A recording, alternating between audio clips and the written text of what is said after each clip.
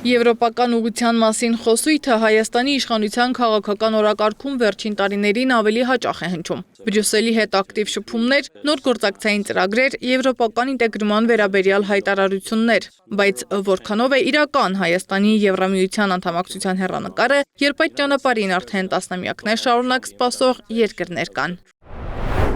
Իսկ ով ասաց, որ Հայաստանի իշխանությունը վստահ է, որ Եվրամիության անդամ է դառնալու, եւ ընդհանրապես ես կարծում եմ պարզապես տպավորություն է, թե Հայաստանը կանգնած է ընտրության առաջ Եվրամիություն թե ԵԱՏՄ։ Իհարկե, բավական լայն տարածված է այդ հարցադրումը մեդիա փորձագիտական միջավայրում, բայց իրական քաղաքականության ռեժիմում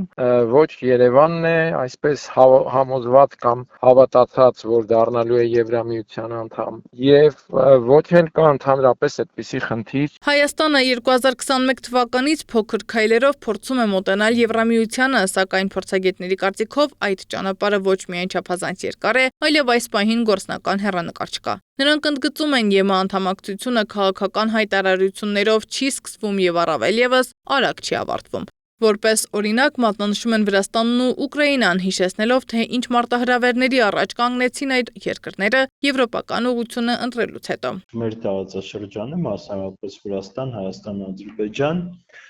բոլոր դերակատարներին հետաքրքիր է իր ամբողջության մեջ։ Առանձին վերցրած այս երկրները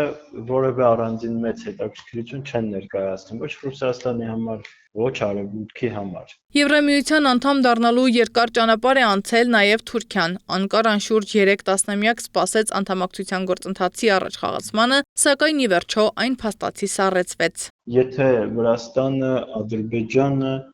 Թուրքիան չեն լինում Եվրոպական միության անդամ, ապա Հայաստանը ուղղակի կտրված է լինում, ինչայլոց ԵԱՏՄ համատեքստում ենք սրա մասին բազմիցս խոսել ենք, բազմիցս նշել ենք, թե ինչպիսի վատ իրավիճակ է Հայաստանի համար, թե աշխարհագրական առումով, թե լոգիստիկ առումով, իսկ Եվրոպական միությունը ես չեմ կարծում, որ կգնա նույն ճանապարհով, ինչ ճանապարհով գնաց ԵԱՏՄ-ն եւ կվերցնի այսպես կղզիացված պետություն որպես իր լիիրավ անդամ։ Վերադառնալով Հայաստանին, այսօր մեր երկիրը դեռ նույնիսկ ԵՄ թեկնածու երկրի կարգավիճակ չունի։ Հայաստան-Եվրամիություն հարաբերությունների իրավական հիմքը շարունակում է մնալ համապարփակ եւ ընդլայնված գործընկերության համաձայնագիրը։ Իսկ անդամակցության գործընթացի մասին պաշտոնական խոսք առայժմ չկա։ Այդուհանդերձ հայկական կողմը դեռ 2024 թվականին հայտարարեց, որ պատրաստ է անդամակցել Եվրամիությանը։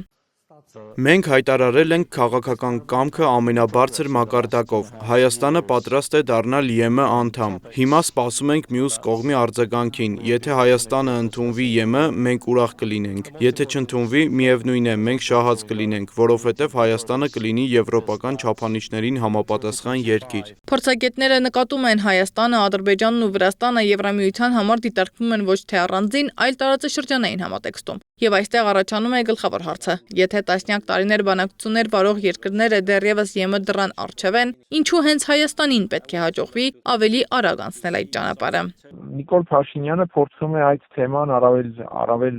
արդյունավետ կապիտալիզացնել նաև քարոզչական դաշտում, ձգտելով ձայներին տեր կանգնել, որոնք հակված են դեպի Եվրամիություն եւ որոնք ակնկալում են, այսպես ասած, արևմտամետ կուրս այս իշխանությունից։ Իսկ ԵՄ-ն այսօր պատրաստ է արդյոք ընդլայնել իր կազմը, կամ Հայաստանը պատրաստ է այսպիսի խորքային փոփոխությունների, որոնք պահանջվում են անդամակցության համար, դատական համակարգից մինչև տնտեսական եւ ինստիտուցիոնալ վերափոխումներ։ Եվ ամենակարևորը, Հայաստանի եվրոպական օրակարգը ռազմավարական ու երկարաժամկետ ծրագիր է, թե այս պահին ավելի շատ քաղաքական ուղերձ ուղղված այլ ուժային կենտրոնների։